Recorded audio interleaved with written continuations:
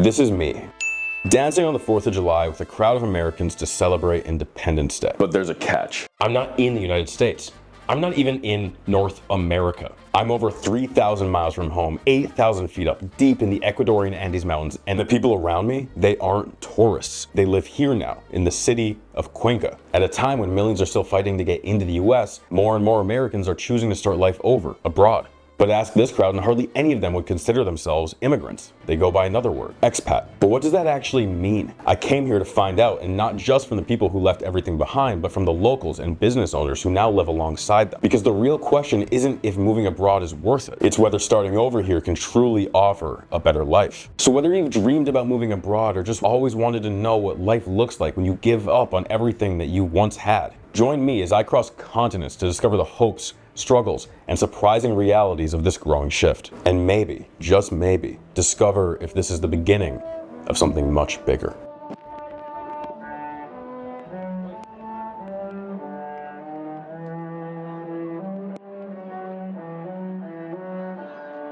We're at an interesting moment in history where immigration has become one of the most polarizing forces of our time, affecting everything from how communities are governed to descriptions of neighborhood safety to the price of groceries to ice raids happening mid-league game costing me my precious LP. Everyone, regardless of where you live, barring like North Sentinel Island, has been affected in some way, whether it's people moving in or people moving out. And I'd be willing to bet that you or someone that you know has seriously considered moving away from their home country, especially if you are a younger American. According to this Harris poll from late 2024, early 2025, 2/3 of Gen Z and millennials are interested in or already have dual citizenship, with 64% of millennials believing that if they lived abroad, they'd have a higher quality of life than if they remained in the States. And curious about this baseline, I asked all of you, the Americans in this community, if you'd ever thought about moving abroad. And to be clear, Yo the Fuzz 9977, this isn't a scientific study, okay? I understand that there's survey bias here. But to be honest with you, I don't really care. It's interesting to me anyway. Out of over 4,000 votes, 77% of you said that you have thought about moving to another country, which is fascinating, especially because the US has seen record levels of new immigration over the past couple decades. And don't get me wrong, I'm right there with you. For years, I fantasized about buying an Akatsuki robe to post up outside some random Japanese temple in Oriform. But it does raise an interesting question. If millions are still fighting to get in, why are so many people trying to get out? And hey, obviously I have my own feelings on why I've thought about leaving the US, but I don't feel like I could really tell this full story unless I got first-hand testimony from somebody who did. And that's where Jonathan and Karen of Gen Expat come in. They're personal friends of my mother who connected us. And in January of 2025, they decided they had enough of the US and moved to Ecuador. I never really remembered meeting them as a baby, but they're extremely generous in letting me stay in their home in Ecuador so I could get a better idea of what their experience was like.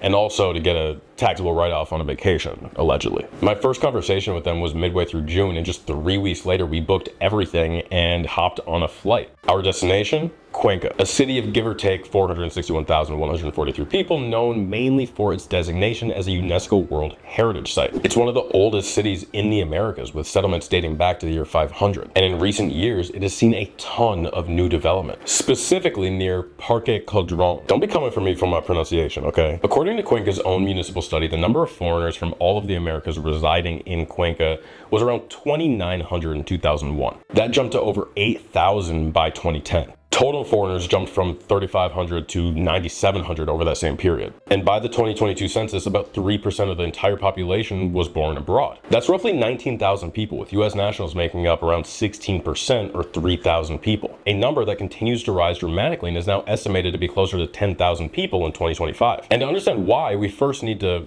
well, fly to Ecuador.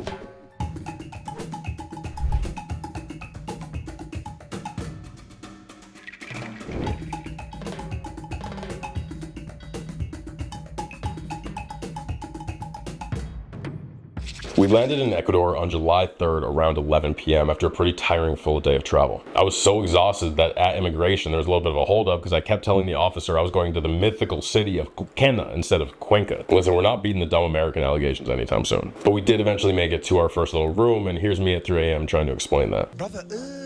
Good morning. We've been traveling for about 17 hours and we still have a lot more to go in the beautiful daylight here. We've been staying in this nice little hotel room for the past 5 hours, trying to recoup on some sleep, but we are not done traveling yet. And after another quick flight, we made it to the beautiful city of Cuenca.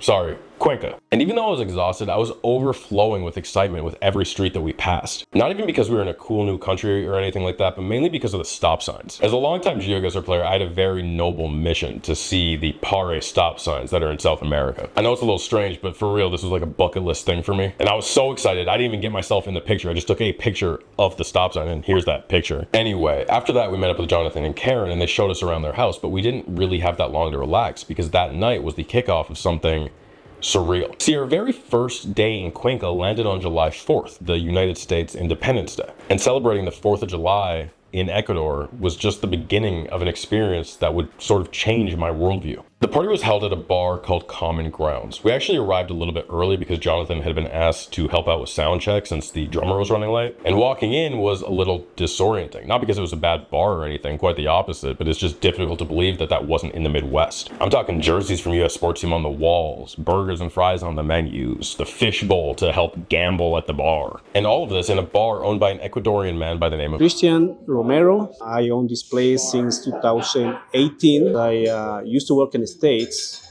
It was 20 years ago in this kind of business. So do the same here in Cuenca since we have a lot of spots. Yeah, we do a lot of things like trivia on Tuesdays, bingo, karaoke on Fridays. We have a system with over 400,000 songs and mostly in English. When there's the NFL season, we show all the games we can. Sunday, all day football.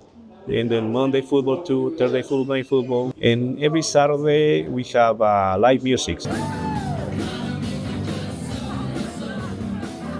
The band was also Ecuadorian, playing a bunch of American oldies on the 4th of July in Ecuador. Locals tend to call these gringo bands, local musicians playing different music for expat crowds. And then maybe the strangest sight of all, the American flag draped over an Ecuadorian one. That image really stuck with me. I mean, here I was thousands of miles away from home watching Americans and Ecuadorians alike celebrate my home country's independence. I don't really know how to describe that feeling other than saying it was surreal. It sort of felt like a fever dream. And as the night went on and more Americans flooded into the bar, at times I forgot I was in Ecuador and not like Wisconsin. And then the dance floor opened. And I'll be the first to admit, I was a little hesitant to get out there and start boogieing. Partially because I'm not typically around a bunch of retired Americans dancing to oldies from the 60s and 70s, but eventually I joined in and this is what it looked like.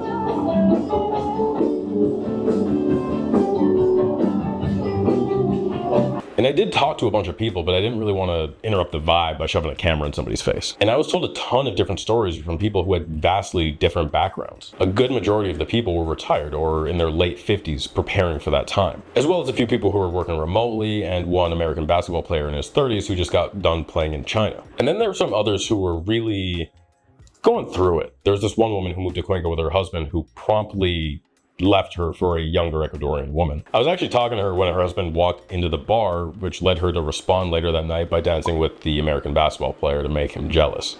And while I was struck by the unlikely camaraderie of these people who would never probably interact otherwise, I did get some great information on why everybody moved to Cuenca. They came because it was cheaper, but not necessarily because they financially had to. Living in Cuenca allowed most people I talked to live more lavish lifestyles, eating out all the time and living in luxury apartments. And most of the people I talked to really love living there. They don't have any real desire to return to the US, which I found kind of interesting. I mean, we were literally at a 4th of July celebration. There's clearly some nostalgia there. But at the same time, there's this level of separation. I mean, almost everyone I talked to told me that in Cuenca, they found a better life. And that concept created a question in my mind. What really makes a better life, and how do we measure that? As the night wrapped up and I went to get some much needed rest, I couldn't help but think about all the people I just met and their journeys. What really makes people leave their home countries? What makes people become immigrants? And what is the difference between an immigrant and an expat? Let's start with the first of those questions. Why do people move in the first place? From my research, I've surmised that there's really only two types of human migration that take place in the modern world. The first is voluntary, or people who choose to move either for leisure or what the World Bank calls large welfare differences, meaning mostly economic reasons. And this ranges from people escaping economic collapse to people moving to a country in economic collapse in order to open a hot yoga studio. The second type is involuntary, or people who have no choice. Think asylum seekers, refugees, or people who have to leave for issues that are larger than the individual. But regardless of if you leave by choice or if you're forced out, migration is almost always related to the same core concept: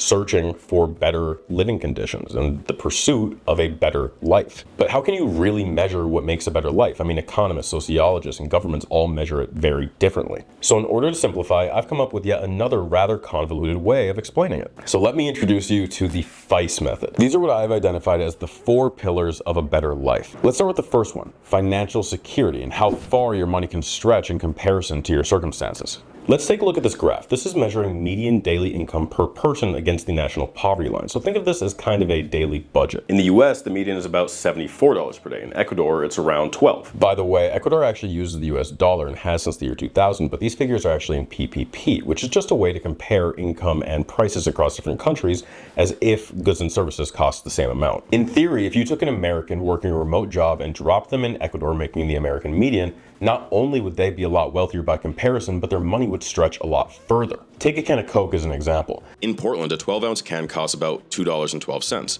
In Cuenca, it's $1.12. The same dollar can hold very different weight depending on the circumstances. This is kind of the same idea as to why people in LA act like making $100,000 as minimum wage. After all, if I moved to LA today making my current peasant wages, how could I ever afford bi-weekly spin classes where a 21-year-old influencer fat shames me for eating too much of my avocado? Next up, we have independence and initiative, or how much control you have over your own life. This covers things like legal work authorization, work-life balance, paths of permanent residency, integration, and some social conditions. And what we find across countries is that feeling real freedom and choice is strongly correlated to higher life satisfaction. But freedom only matters if choices can pay off. On average, across OECD countries, including the United States, it takes 4 to 5 generations for a child born into a low-income family to reach average income. In the US, kids' chances of out-earning their parents fell from 90% if you were born in 1940 to only 50% if you were born in 1980. And that trend seems to be continuing in that direction. So for a lot of people in these wealthier nations, opportunity does not seem as present as it once did. And then there's community and belonging. The World Happiness Report actually devotes many chapters to things like eating together, caring and sharing, and building connections. And what they found is that strong social ties are actually one of the biggest predictors when it comes to higher life satisfaction. And for me personally, this hits close to home. I am the son of an immigrant, and growing up in Michigan's Upper Peninsula, I struggled to find community. It wasn't until university, partially due to the required liberal arts brainwashing course, and partially due to meeting people from all kinds of different backgrounds with different perspectives, that I learned that it was really okay for me to fully be myself. My point being that community isn't just something that's nice to have, it's a major driver of happiness and is often a contributor in limiting antisocial behavior that can become dangerous. And if we zoom out, we'll see that the US is pretty much Michael Jordan when it comes to global happiness rankings, not because we're great or anything, but because we're the number 23 and completely addicted to gambling. Which finally brings us to our last pillar,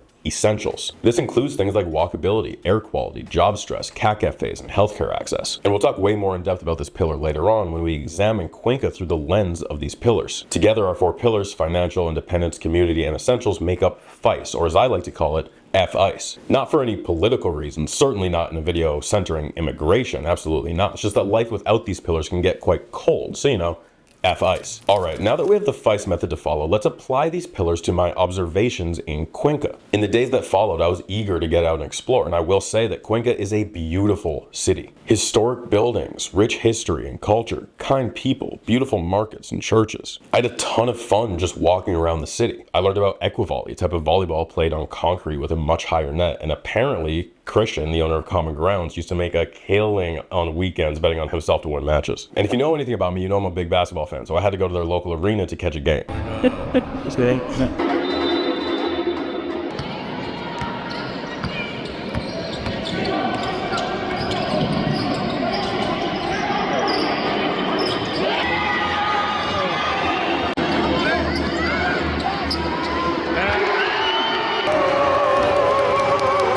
And shout out to them boys, because that nail butter victory helped propel them from a middle tier team to the finals of their league. Also, you gotta check out their mascot. I didn't eat any cuy when I was there, but how can you not like this guy? Hey, sorry to interrupt the video. We don't have a sponsor today, so I'm gonna sponsor it myself. I'm actually launching a brand new newsletter. I encourage you to sign up to keep up with everything I have going on. You'll hear about new videos, new projects I'm working on, etc. Link is in the description. It is totally free to sign up. If you want more free stuff, I have a totally free video on my Patreon about what's happening in Portland. I encourage you to check that out too. But anyway, as I was adventuring through Cuenca, I noticed a few different new developments that really stood out from the surrounding area. One of those new developments is known as Plaza 33, and I went there on the second day of my trip and saw a ton of American flags strung around. I also had some pretty mid avocado toast, but that's besides the point. Because Plaza 33 sits in the middle of something known as Gringolandia. Gringo in this context meaning foreigners, but mostly Americans, and landia meaning land. So Gringolandia is the land of Americans. Now, take a look at this picture.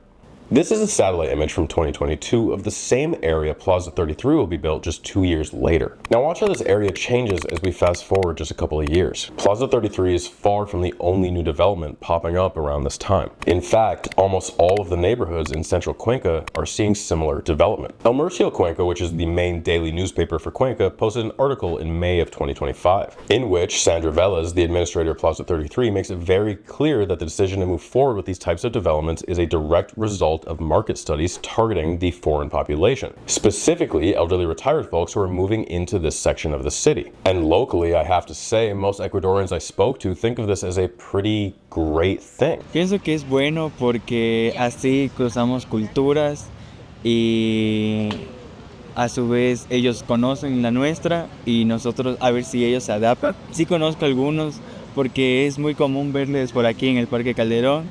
And it seems to me, based on the conversations I had, the reason so many Ecuadorians are excited about this is because Americans are bringing a lot of money that wasn't there before. Remember the F in the Fice method? The Americans moving here find that their dollar stretches a lot further and they spend at a rate that kind of mimics an economic boom. Romel Zindan, a member of the Court of Honor of the College of Architects, indicates that this rate of development started almost a decade ago, but in the last 5 years began to really intensify. Our earlier census data lines up pretty well with this rate of development, which on one hand is a good thing. These expats are providing a ton of stimulation to the local economy, but I can't help but wonder, is this just the beginning of something that will alter Cuenca forever? Well, the increase of expats in Ecuador, well, sometimes it's a good thing. For me, it's good because I got more customers, more business. But for the city itself, I mean, the city gets more expensive. Yeah. You know? This is Mexico City. And what you're seeing is a protest in the big 2025 in response to rent spikes, cafes turning into remote offices, and the spread of even more mid-avocado toast. And to understand why this is happening, we need to go back to 2022. The city teamed up with Airbnb and UNESCO to pitch the city as this global remote work hub, which on paper might sound pretty exciting. I mean, more people moving to the city, bringing in more money and so on, but the reality was really tough on the locals, specifically when it comes to rental listings and rates climbing higher and higher exponentially. In October of 2024, lawmakers passed a short-term rental reform with a mandatory registry, and if a listing exceeds 50% annual occupancy, it can't renew. That did little to actually slow down the snowball, and now they're in a situation with frequent protests and little hope that prices will ever drop again as locals are being displaced from their homes. And part of the reason why is that Americans are actually the largest migrant group in Mexico, making up about 70% of 1.2 million migrants. And I'm not saying that Cuenca will have a similar trajectory, not at all, but what I am saying is that I see a similar pattern, particularly when it comes to Airbnb, because a lot of the expats I spoke to either are in or were in long-term rental, and those who aren't might be contributing to prices rising in different ways. This is Christian. He's awesome. He was my guide in a few day trips I took out of Quito in the latter half of my trip, and for the most part, he loves all of the American tourism, but he did share a few concerns over their spending habits. The problem is the lands, the places to sell increase. Because in Ecuador, the culture or the tradition is to negotiate, bargain. If you go to buy some fruits, vegetable, everything, you say, give me some more potatoes or something more. But sometimes the prices for the expats, they consider it is cheap. No, So they don't Ecuador, bargain. yeah, they don't bargain. Say, oh, how much is your land? About 2,000 meters square. They say $40,000. Wow, it's give me. Yeah, but for us, because if we consider it or we make a relation with the salary, no, about $500 is too much. Yeah. And it's difficult to sell the Expensive house. apartment houses because they didn't negotiate. Yeah. Right. That- Yeah. Yeah. So now they're stuck with some property that. Exactly. Yeah. Exactly. So between targeted new developments, increasing prices, and a framework that shows how bad it can get, you'd think that the locals would be more concerned, but they aren't. As of now, basic goods are still affordable, and these targeted developments are actually providing a lot of new business opportunities. For example, look at Common Grounds, the bar I went to on the 4th of July. And to clarify, that bar is owned by a different Christian than Guy Christian. There's like 8 Christians I met on this whole trip. But Common Grounds Christian found a great opportunity to open a bar, and he put real effort into making this feel authentically American. So how is running this bar different from the bars around in Minnesota? There's a lot of difference to run a bar in Cuenca and trying to fill all the expectations from Expat.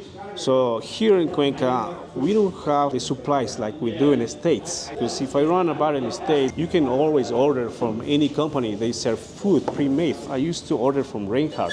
It's a big company up in the States. Here in Ecuador, we have to make ourselves. Like the French fries, we have to peel the potatoes and clean it up and do all this stuff. Like onion rings, we have to prepare ourselves. Any side we have to do ourselves.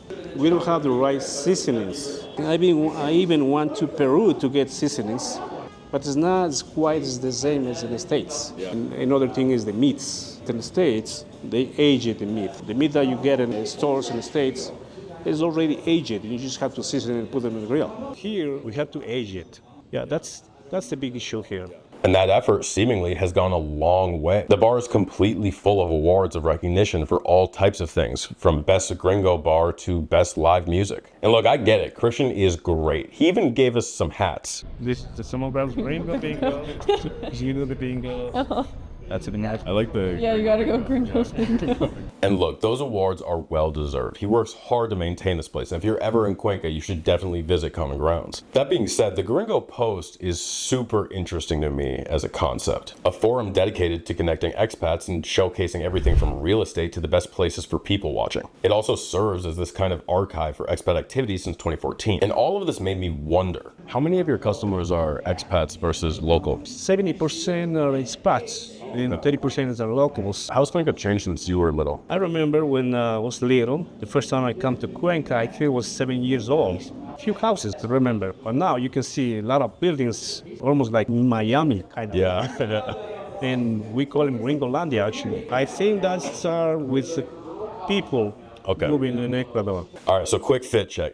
Fice check. Our goal is to figure out what actually makes a better life and apply this outline to our experience. So I think it's safe to say when it comes to the first pillar of the Fice method, financials, that's probably a big check mark with a bit of an asterisk. Day-to-day life is a lot cheaper, at least for expats, but the impacts of gentrification are not something that we should just ignore. When it comes to independence and initiative, the I in the Fice method, things get a little bit more complicated. Because independence is about a lot of different things. The laws that you have to abide by in day-to-day life, the language, the culture, the stigmas, discrimination, all of these external factors, such as economic self-sufficiency that affects you every single day, and those all vary widely from person to person. And Ecuador does have its share of problems with a multitude of these points. But in these major cities such as Quito and Cuenca, one that you'll see more often is discrimination, particularly towards Venezuelans. And I will talk about that more in depth later, but for Jonathan of Gen Expat, the experience has been overwhelmingly positive. Coming down here was a lot about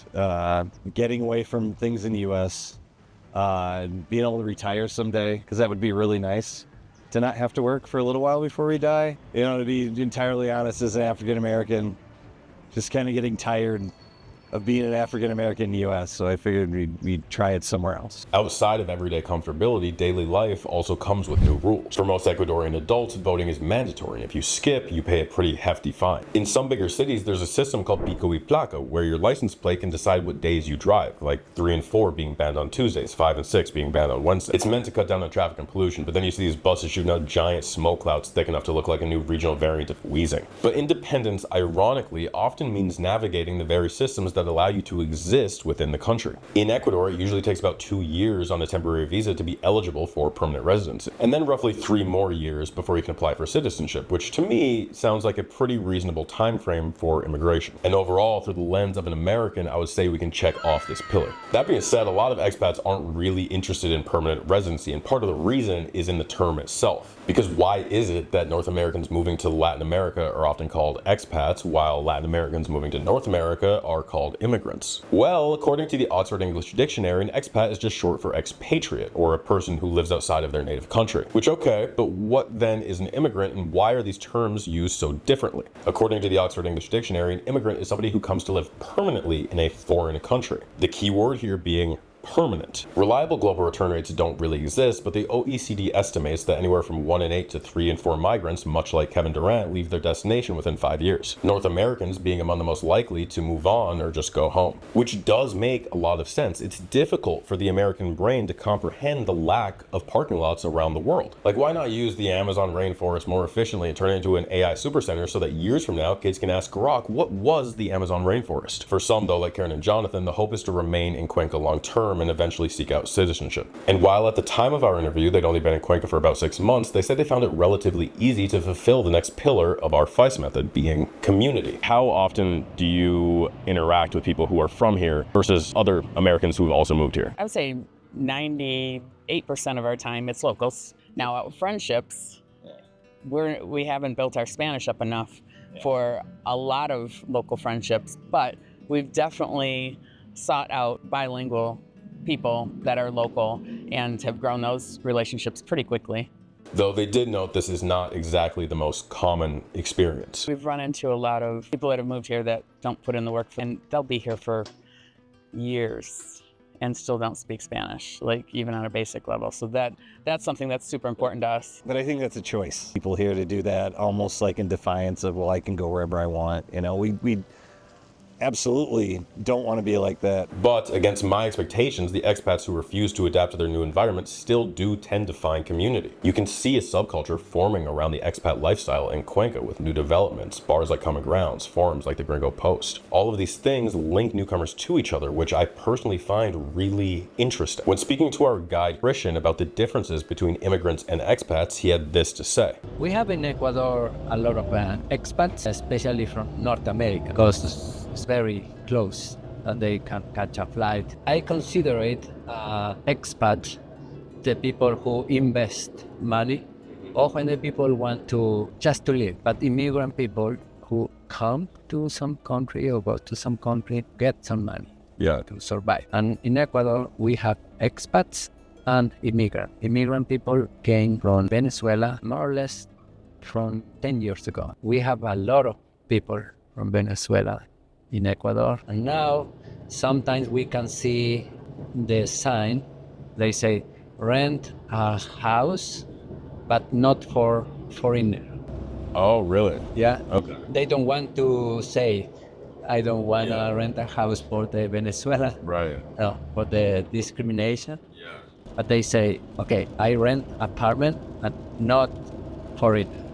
Wow, okay. But that But that don't include it. Doesn't include expats. Expat, Right, yes. okay. Now that othering isn't unique to Ecuador. It mirrors how US politicians talk about Latin American migration through the lens of public safety storylines. The most known in Ecuador being a case in 2019 where a woman unfortunately lost her life in front of police due to the horrific actions of her Venezuelan partner. This led some officials to lean into xenophobic rhetoric that resulted in tightening legislation and the end of a 15-year migration statute with Venezuela. And for me personally, it's interesting to see the parallels between Ecuador and the United States. Because, much like in the US, the numbers simply do not support the idea that migrants are driving crime. Studies show that Venezuelans in Ecuador can barely cover basic essentials, yet are actually underrepresented in arrest statistics. In fact, multiple studies have been conducted that show that there is no correlation between rising crime and Venezuelan arrival. Same energy as the US, with sensationalistic stories setting the mood for how the current administration has publicly shifted deportation policy. Which on that topic, I actually talked to somebody who is directly affected by that shift in policy. But before that, it makes sense to take a step back and look at the last pillar of our Fice method, essentials. Up to now, it might seem like I'm saying the only reasons Americans are leaving the US is to stretch a paycheck, but come on. Have you seen what's been happening here? According to the Harris Poll American Expat Survey, the top 5 reasons Americans are leaving the United States are as follows. Number 1 being lower cost of living abroad, which we've covered pretty extensively already. The second being dissatisfaction with current political leadership. The third being a desire for a higher quality of life. The fourth being better and or lower cost healthcare. And fifth, concerns about safety and security. The one I really want to focus on right now is healthcare. Because outside of recent events allegedly involving Mario's brother, US citizens are beginning to seek for care abroad. Medical tourism is spiking. Nearly 2 million US citizens traveled for care in 2023 alone. And outside of those tempting Turkish hair transplants, travel isn't due to availability, it's due to cost. In fact, when I was in Cuenca, I met a man at a museum who said it was more affordable for him to travel to Colombia and then travel all of South America than it was for him to get the same exact procedure back in the States. I don't really think it's a hot take to say that's a massive problem. People should not have to struggle to afford any healthcare, let alone life-saving procedures in the wealthiest country in the world. It is an abhorrent result of corporate interest that has brought the US to this point, and a clear reason why Americans are searching for care abroad, which really should not be a surprise. Americans in 2024 owed an estimated $220 billion in medical debt, according to the Consumer Financial Protection Bureau, which at first glance is like a big number, but honestly I thought it would have been larger going into this. That is, until I realized that 1 in 4 adults in the US either delayed or did not receive medical care due to financial insecurity in 2023. And while Ecuador isn't exactly a top-tier medical destination to run off to for your most recent BBL, expats here do benefit from how care is structured, which is kind of a 3-tiered system. If you can afford it, private clinics do exist and offer a higher level of care. Social insurance also exists, which essentially means if you work, you and your family get covered by employer coverage. And then there's the public system, which is pretty much universal health care for Ecuadorians with low or no income. Any emergencies being treated on the spot with no questions asked. This can extend to all residents, or in some cases even tourists, who can get help for cheap or even free. Here's my guide Christian talking about this exact type of situation. Even for the tourists, you can go if you have an emergency in the hospitals. You can have a doctor for free. I had a case in Indo. One time a tourist had a stomach problem, and we went to visit the basic hospital in Mindo. It's a cloud forest area, and he provided an injection because it was a viral. He gave a prescription for free. All on the same day for free? All the same day. That's wild. She was a tourist. Now she was from the US. This level of access is key to our essentials pillar. Karen from Gen Expat also loved how available care feels and shared part of her story with me. We get down to Ecuador, and I said, hey, anybody else have iron issues and get iron infusions? And I would say probably 20 people reached out to me personally, and more than a dozen of them recommended the same hematologist in Cuenca. They're like, give him a call, no problem. And when I called him, it was 9 o'clock in the morning. By 10 o'clock, we were in his office. And he's like, oh, you know, your blood work was 2 months ago. Do you mind if we do it again? And I'm kind of like, oh, no, because I don't know what anything's going to cost. I'm like, no problem. Here in the cash register. I know. So we, his nurse walked me down, had the blood work, got it all done. He's like, come back in like 2 hours because everything will be done. So labs were done within 2 hours. Had my results, went down to the pharmacy. They gave me the actual IV and iron in a paper bag and sent me to the ER. They gave us a private room within 5 minutes, the prescription and the ER visit. It was $250. And we were just blown away. I was completely shocked by the amount of pharmacies in Cuenca. I mean, every single street near Parque Calderon had at least 2 pharmacies, as you can see here. I've never seen that level of density for anything outside of shops selling shoes from iPhone and Dunkin's in Boston. And while Cuenca does have its share of fast food, many locals get food from markets like these, which is another portion of our essentials pillar, which covers things like food availability, transit, walkability, and so on. When it comes to transportation, Cuenca does pretty well. There isn't a huge international airport in Cuenca, at least not yet. So traffic in and out feels a little bit more relaxed. But that doesn't mean there's not an abundance of travel options, from the tranvia to taxis to buses. We had no issue getting around the whole city. When it comes to crime, it's a little bit more of a complex topic, because you may have heard recent stories about rising crime in Ecuador. And while that is true, a lot of the crime is isolated to incidents related to drug trafficking on the coast. Cuenca in itself is actually one of the safest cities, not only in Ecuador, not only in South America, but in all of the Americas. Petty crime and pickpocketing does exist, but no more so than any other major city in the world. Overall, Overall, for this pillar, I would say that Cuenca covers the essentials. With some nuance, for the most part, it seems that expats are finding a better life in Cuenca than they did in the United States. Of course, the impact of these expats is yet to be seen, but if we left it there, we wouldn't be telling the whole story. Personally, I'm still torn. I've talked to friends, family members, random people in the street that have told me that they've thought about leaving the US. And I've had those thoughts too, but over and over again, a few things pin me in place. One being my bank account, and mainly my bank account. And if I move somewhere where my money stretches further, I could be part of a problem that I don't want to contribute to. And something I really wanted to explore was this concept of integration. If I moved, I'd want to understand the culture, learn the language, and adapt to that new environment. I'd want to be a positive for my new community, which is a standard I tend to hold to Americans moving across these lines we call borders. But I don't really have the same expectations for immigrants coming to the United States. Why is that? I think the answer is hidden in the types of migration that we talked about earlier. Moving isn't always a lifestyle play. You don't always get a vote in what happens, because sometimes the ground just breaks out underneath you. Which brings us to Sam, an American living in Cuenca for reasons largely outside of her control. So I'm Sam. I have lived in Ecuador now 4.5 years. My husband was deported in 2020 from the United States. After 30 years, he was brought there as a child. 1 year ago today, my husband took what will likely be his last steps on U.S. soil. And now Cuenca is home. So he was brought to the U.S. by his parents between like 2 and 3 years old. He was in the U.S. for like 30 years. We got married at the end of 2018.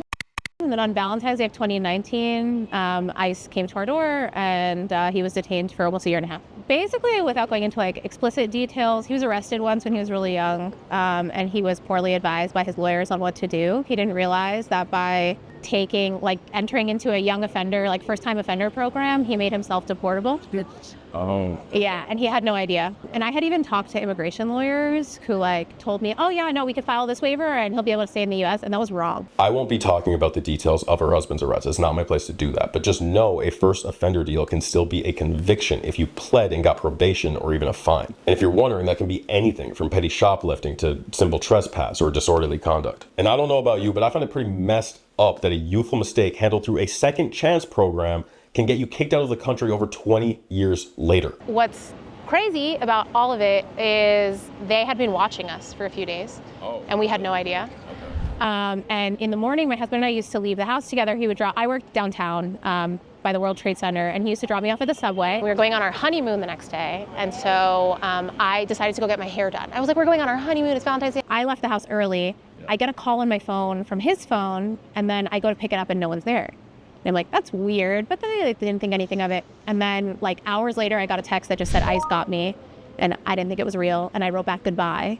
It's terrible. I thought it was a joke, because we would joke about stupid things, and I was like, goodbye, and he's like, no, I'm serious. And then he later told me he opened the door, he thought it was a neighbor. They then pushed the door in, and then when he went to grab his phone to call me, they tackled him on the bed. They then tried to tackle our dog, who was a senior dog who wouldn't have done anything. And they were like, what if he bites us? He got brought out by multiple agents with guns and bulletproof vests. I always think what were the neighbors thinking about who I am? From the time where he was arrested, how long was it until he was fully deported here? So he was arrested February 2019, deported December 2020.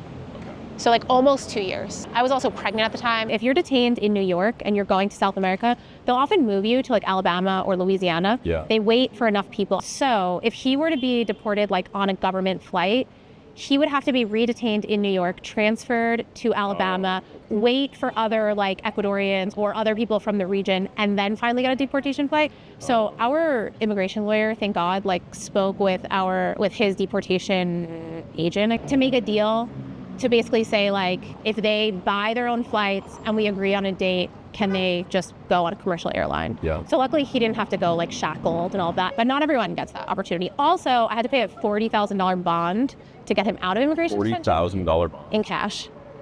Oh my God. $40,000 bond. Was there any reason given for that amount?